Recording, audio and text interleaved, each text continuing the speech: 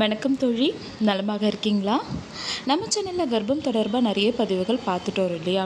அந்த வகையில் இன்றைக்கி நம்ம பார்க்க போகிற பதிவு, நிறைய தொழில்களுக்கு எல்லா பிரச்சனையுமே சரியாயிடும். அதாவது பிசிஓடி, பிசிஓஎஸ் எல்லா ப்ராப்ளமுமே சரியாயிடும். ஹஸ்பண்டுக்கும் செமன் கவுண்ட் கரெக்டாக இருந்தாலும் அவங்களால கர்ப்பம் தரிக்க முடியாமல் போகலாம். சரி, இதுக்கு நிறைய காரணங்கள் இருந்தாலும் முக்கியமான சில காரணங்கள் இருக்குது. இதை நம்ம சரி செஞ்சோம் அப்படின்னாலே மெடிசன்ஸ் இல்லாமல் நம்மளால் இயற்கையாக கரு உண்டாக முடியும். அது என்ன அப்படிங்கிறத பற்றி தான் நாம் இந்த பதிவில் பார்க்க போகிறோம். வீடியோ பார்க்குறதுக்கு முன்னாடி இன்னும் நம்ம சேனலை சப்ஸ்கிரைப் பண்ணலைன்னா பண்ணிக்கோங்க தோழி. கர்ப்பம் தொடர்பாக இன்னும் நிறைய விஷயங்களை நீங்கள் தெரிஞ்சுக்கலாம். இப்போ நம்ம வீடியோ பார்த்துடலாம். இந்த பிரச்சனை நிறைய தொழில்களுக்கு இருக்கலாம். ஏன்னா நிறைய முறை நான் கமெண்ட்டில் பார்த்த விஷயம் என்னென்னா, எனக்கும் ஹஸ்பண்டுக்கும் எல்லாமே நார்மலாக இருந்தும் கர்ப்பம் தரிக்க மாட்டேங்குது, கிட்டத்தட்ட 3 வருஷம் ஆயிடுச்சு, 4 வருஷம் ஆயிடுச்சு, இந்த மாதிரி கமெண்ட் நான் நிறைய முறை பார்த்துருக்கேன். இதுக்கெல்லாம் காரணம் என்னென்னு பார்த்தீங்கன்னா, என்னதான் உங்கள் உடல் சரியான நிலையில் இருந்தாலும், ஹார்மோன்ஸ் கரெக்டாக இருந்தாலும், உடலில் நடக்கக்கூடிய அந்த செயல்பாடுகள் சரியாக நடக்கக்கூடிய அளவுக்கு சூழ்நிலை இல்லாமல் போகிறது ஒரு காரணமாக இருக்கலாம். அதற்கு முக்கியமாக நமக்கு உறக்கம்ங்கிறது ரொம்பவே அவசியமானதாக இருக்குது.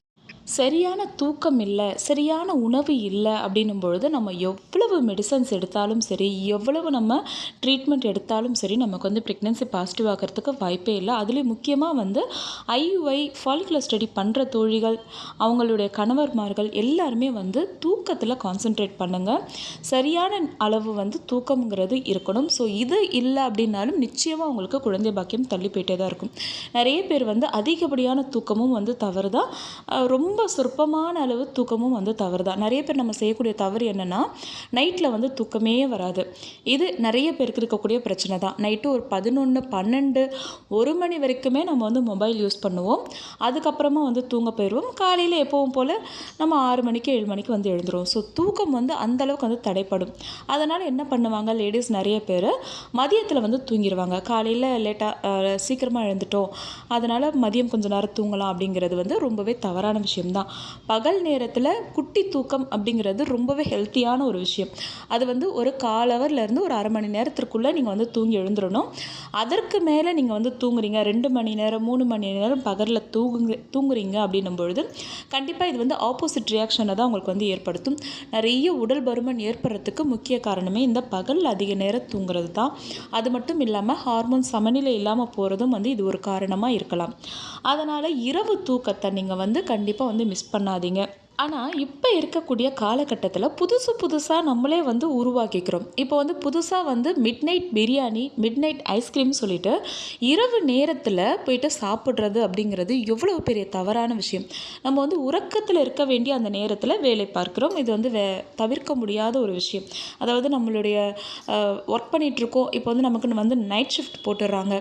சரி, நான் அதுக்கெல்லாம் வர முடியாது, நம்மளால சொல்ல முடியாது, சரி ஓகே அது போய் தான் ஆகணும் அப்படின்றதுக்காக நம்ம போகலாம். ஆனால் மிட் நைட்டில் பிரியாணி சாப்பிட்றது அப்படிங்கிறதோ, மிட் நைட்டில் ஐஸ்கிரீம் சாப்பிட்றது அப்படிங்கிறதோ நிச்சயமாக உடல் நல கோளாறுகளை ஏற்படுத்துமே தவிர இதனால் எந்த ஒரு நல்ல விஷயமும் நமக்கு நடக்க போகிறதில்ல. அதுலேயும் இரவு நேரத்தில் ரொம்ப இந்த மாதிரி ஹெவி ஃபுட் எடுத்துக்கும் பொழுது ஜீரணமாகறதுக்கு ரொம்ப நேரமாகும். உங்களுடைய உடல் ஆற்றல் எல்லாமே அதுக்கே போயிடும். எதுக்காக நான் இதை சொல்லியிருக்கேன்னா, ஆல்ரெடி ஆரோக்கியம் இல்லாத உணவுகளை தவறான நேரங்களை சாப்பிட்டதுனால தான் இப்போ நமக்கு ஹார்மோனல் இம்பேலன்சிங்கோ அல்லது குழந்தையின்மை பிரச்சனையோ ஏற்பட்டிருக்கு. மறுபடியும் நம்ம அந்த தவறையை திருப்பி பண்ண நம்மளுடைய பிரச்சனை இன்னும் கொஞ்சம் அதிகமாகிட்டே தான் இருக்கும். அதனால தான் ஓரளவுக்காச்சு தேவையில்லாத உணவுகளை சாப்பிட்றத தவிர்த்துடுங்க. அதுவும் தேவையில்லாத, அதாவது இரவு நேரத்தில் சாப்பிட்றத தவிர்த்துடுங்க. இரவு நேரத்தில் ரொம்ப நேரம் மொபைல் யூஸ் பண்ணுறது, டிவி பார்க்குறது மாதிரியான விஷயங்களையும் தவிர்க்கிறது நல்லது. இரவு நேரம் நிச்சயமாக கண்டிப்பாக நீங்கள் தூங்கணும். அதே சமயத்தில் தொடர்ச்சியாக 8 மணி நேரம் தூங்குறத வழக்கமாக்கிக்கோங்க. 8 மணி நேரம் தூங்கணும் அப்படின்றதுக்காக இரவு 4 மணி நேரம், பகலில் 4 மணி நேரம் தூங்குறது அப்படிங்கிறது ரொம்ப ரொம்ப தவறு. இந்த மாதிரி பண்ணுறதுனால உங்களுக்கு இன்னுமே கொஞ்சம் ஹார்மோன் இம்பேலன்சிங் அதிகரிக்கும். அதுலேயும் முக்கியமாக பெண்களை பொறுத்த வரைக்கும் பிசிஓடி ப்ராப்ளம் இன்க்ரீஸ் ஆகிட்டே இருக்கும். ஆண்களுக்கும் விந்தணுக்களுடைய பிரச்சனை குறையவே குறையாது. ஸோ ஃபஸ்ட்டு நல்லா ரெஸ்ட் எடுங்க. நீங்கள் ரெஸ்ட் எடுக்கிறீங்க, தூங்குறீங்க அப்படின்னும் பொழுதே உங்களோட ஸ்ட்ரெஸ் லெவல் குறையும். ஏன்னா நிறைய தம்பதிகளுக்கு உடலில் எந்த பிரச்சனையுமே இல்லை அப்படின்னாலும் இந்த ஸ்ட்ரெஸ்னால தான் வந்து குழந்தையின்மை பிரச்சனை வந்து இருந்துக்கிட்டே இருக்கும். அவங்களுக்கு வந்து கரு தங்காமல் போயிட்டே இருக்கும். ஸோ இதுக்கு வந்து ஒரு பெஸ்ட்டு மெடிசனாக தூக்கம் வந்து இருக்குது. அதனால் தூக்கத்தை மிஸ் பண்ணாதீங்க.